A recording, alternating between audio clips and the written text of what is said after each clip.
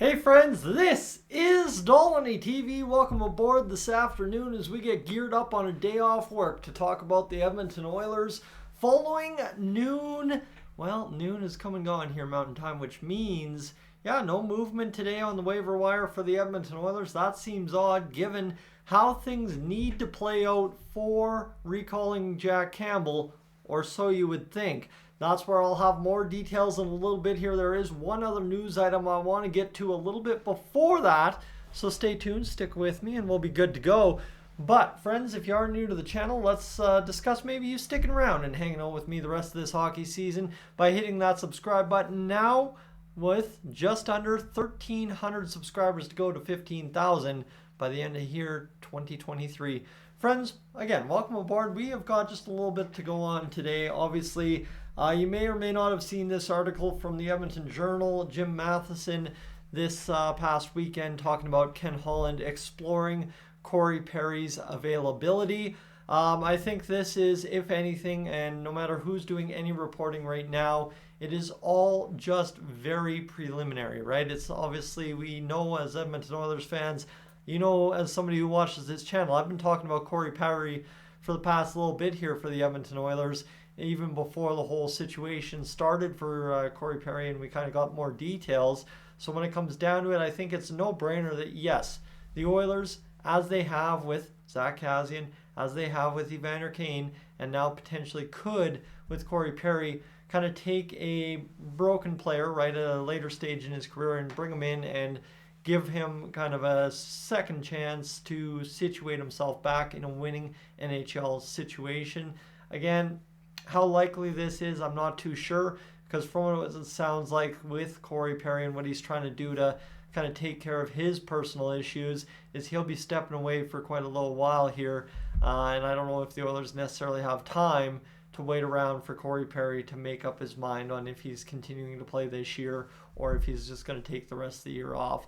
So that's where I'm just happy to say, hopefully it's just preliminary kind of Ken Holland, Jeff Jackson are like, hey, if you're looking, hey, we want to talk, but let's not do any of that right now. As what I'm hoping for, just kind of feel out the process, and that's about it. That would be fantastic from the Oilers, just kind of dotting the I's, crossing the T's, as it were, and making sure that all options are explored, but all options are not necessarily exhausted. Friends, that's where we move on to the next option.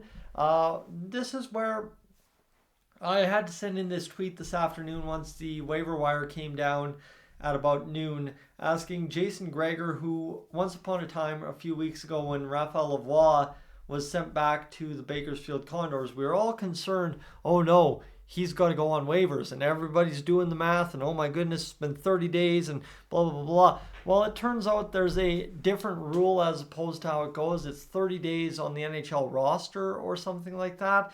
So that's where I can't fully remember what the rule is. So I've tweeted Jason Gregor this afternoon, simply asking, when it comes to moving Picard down for a Campbell return, does Picard fall under the same waiver rules as Raphael Lavoie did? Would that explain why we didn't see him on waivers today ahead of Wednesday? So when it comes down to it, friends, I'm just the same as you at the end of the day. Some things I just don't understand.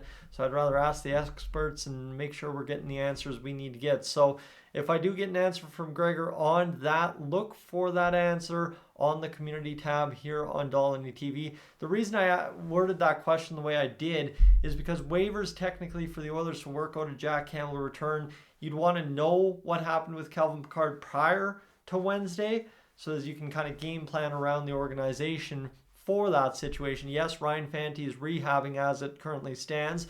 We saw him in Edmonton a few days back, but what you need to know for sure is you have to have Picard clear waivers and you have to have Campbell be able to be recalled.